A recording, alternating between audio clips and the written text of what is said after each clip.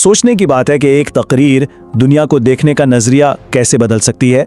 आज हम एक ऐसे ही ताकतवर खिताब का तज्जिया करेंगे जो ईरान के जौहरी प्रोग्राम पर एक वाज़े लकीर खींचता है। आइए देखते हैं कि यह बयानिया आखिर बनाया कैसे गया। और इस तकरीर का आगाज़ होता है इस एक बिल्कुल वाज़े दो टोक बयान से। ये वो बुनियाद है जिस पर बाकी तमाम दलाइल खड़े किए गए हैं, जो शुरू से ही एक बहुत सख्त मौक़िफ़ कायम कर देता है। तो इस पूरी कहानी को समझने के लिए हम उसे 4 हिस्सों में देखेंगे। पहले खतरे की निशानदही कैसे की गई, फिर क्या कार्रवाई तजवीज़ की गई, उसके बाद मौजूदा सूरत हाल क्या है, और आखिर में वो हतमी लकीर क्या है जिसे अबूर नहीं किया जा सकता।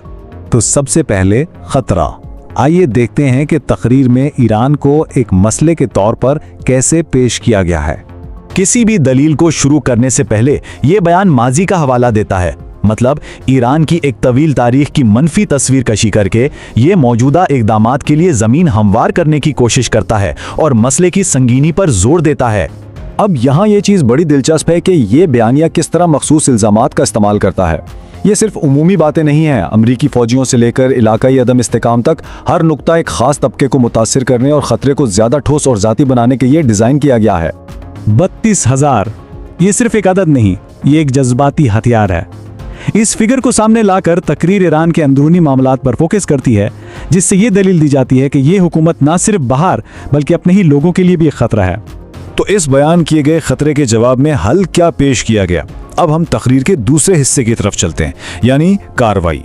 यहाँ तकरीर एक खास मिलिट्री ऑपरेशन का नाम लेती है, ऑपरेशन मिडनाइट हैमर। देखें, इस नाम को इस्तेमाल करके ये बयान एक ठोस और फैसलाकुन कार्रवाई का तासुर देता है, जो महज अल्फाज से बढ़कर अमली इक़दाम को ज़ाहिर करता है। और ये स्लाइड इस साइकिल को दिखाती है जो बोलने वाले के मुताबिक बार बार दोहराया जाता है कि ईरान अपना प्रोग्राम बनाता है, अमरीकी कार्रवाई उसे तबाह करती है और फिर ईरान इसे दोबारा बनाने की कोशिश करता है। ये एक ना खत्म होने वाली कशमकश की तस्वीर है जो मजीद सख्त इक़दामात का जवाब पेश करती है। अच्छा, तो इस फौजी कार्रवाई के बाद तकरीर मौजूदा सूरत हाल को कैसे बयान करती है? तीसरा हिस्सा इसी ताअत्तुल और जारी कशीदगी पर रोशनी डालता है। ये जो इक्तिबास है ना, उसे मुज़ाकरात की नाकामी की बुनियादी वजह के तौर पर पेश किया गया है। बोलने वाले के मुताबिक ईरान वो खफिया अल्फाज कहने से गुरेज़ा हैं जो इत्माद बहाल कर सकें, जिसकी वजह से सिफारती कोशिशें ताअत्तुल का शिकार हैं। यहाँ हिकमत अमली को एक तराजू के 2 पलड़ों की तरह पेश किया गया है। एक तरफ अमन के लिए डिप्लोमेसी और दूसरी तरफ ताकत का इजहार।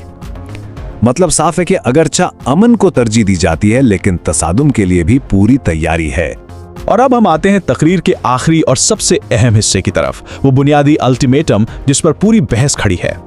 और बिलाखिर सब कुछ इस एक नुक्ते पर आकर रुक जाता है, एक ऐसी सुर्ख लकीर जिसे पार नहीं किया जा सकता। इस बयान के मुताबिक डिप्लोमेसी हो, मुज़ाकरात हो या फौजी कार्रवाइयाँ, सबका मकसद सिर्फ एक ही है, ये यकीनी बनाना कि ये आखिरी हद कभी अबूर ना की जाए। तो सवाल ये उठता है कि जब एक तरफ मुज़ाकरात की पेशकश हो और दूसरी तरफ एक नाकाबिल तब्दीली अल्टीमेटम, तो क्या कोई हकीकी मुआहदा मुमकिन भी है? यह सवाल इस पूरी तकरीर के मरकज में है, जो हमें ताकत और सिफारतकारी के पेचीदा रिश्ते पर सोचने पर मजबूर करता है।